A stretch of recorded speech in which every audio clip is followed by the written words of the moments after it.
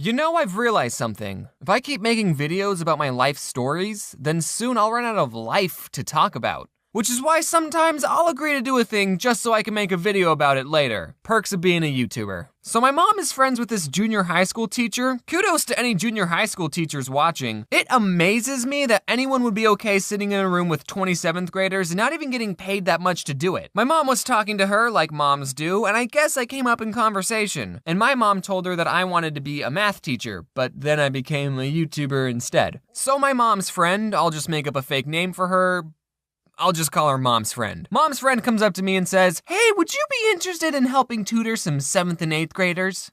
Ew. I think the only reason she chose me was because 1, I'm good at math, duh, and 2, I'd be good with kids or something. I told her I'd do it because 7th and 8th graders are the worst kinds of people. Unless you watch my videos, then you're cool. I'll finally get to live my half-hearted dream of teaching kids math. Now, I didn't make this video to talk about math, okay? That's boring. Before I even started tutoring these kids, Mom's friend asked if I wanted to chaperone on a field trip so I can get to know them. Okay, 7th and 8th graders are between the ages 11 and 13, aka the worst time to be alive as a human. You're going through puberty, you're super self-conscious, no one wants to be your friend. 7th grade is just one big popularity contest, and everyone's losing. No one looks back at themselves when they're in 7th grade and thinks, yeah, I was all right. There's definitely some Sevies watching right now thinking, oh, I'm not that bad. Doesn't matter who you are, you're gonna look back on these years and hate yourself. I remember when I was in the 7th grade, I noticed all the cool kids wore really low socks. The shorter the sock, the cooler you were. So I always wore the lowest sock possible. Most of the time, you couldn't even see the socks. It looked like I was wearing nothing. That's how cool I was. Sometimes I put on girl socks because they were the lowest socks I could find. I was so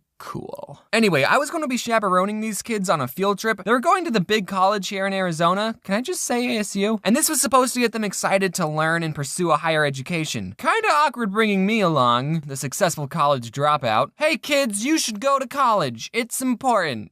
I don't count though. And I didn't know what to expect on this field trip. YouTube says my biggest demographic is 18 to 24-year-olds, but I don't think that's true, because it's usually kids leaving comments and emailing me asking to collab. Either they're the loud minority, or there's a bunch of kids lying about their age on YouTube. I walk into the classroom and everyone's head turns. Is that the odd ones out? Oh my goodness, that's the odd ones out. Kids started forming lines, they were taking pictures, they were hugging me, and I'm just kidding, that didn't happen. No one cared. They were all still talking in their cliques. With all the kids I've talked to over the internet, that sounded wrong. With all the kids I've talked to, I was hoping that at least one kid had seen my stuff. But nope, so I just sat in silence and played on my phone. We get on the bus. I don't remember where I said this, but on school buses, all the cool kids sit in the back. Well, this time the opposite was true, because I sat in the front. We arrive at the college, I go to this group of kiddos and I say, "So what do you want to be when you grow up?" And at that moment, I realized I sounded exactly like one of those adults who try to talk to kids but have no idea what to say. I was planning on them saying astronaut or doctor, and then I was going to say, well, you could learn that in college. That's what I was going to say. So what do you want to be when you grow up? They said nothing. They didn't say anything. They just looked at me like, why is this old guy trying to talk to us? So then I just walked away. All right, I need a new question. I wanted to somehow bring up, hey, I have over 1 million subs on YouTube. But that's tacky. You don't just start conversations like that. Sub counts have to come out naturally. So I went up to a new group of kids and I said, so do you guys watch any YouTube videos? And most of the kids did the same thing, looking at me like I was weird. But one kid said, rice gum. Ugh, ew. Here's actually the story of how I met Rice Gum. So I was at VidCon and all of a sudden a huge crowd of people just goes running by. And I said, who's that? And someone else said, Rice Gum. And then I said, oh, who's that? And I didn't really meet him. My friend Gabe did though.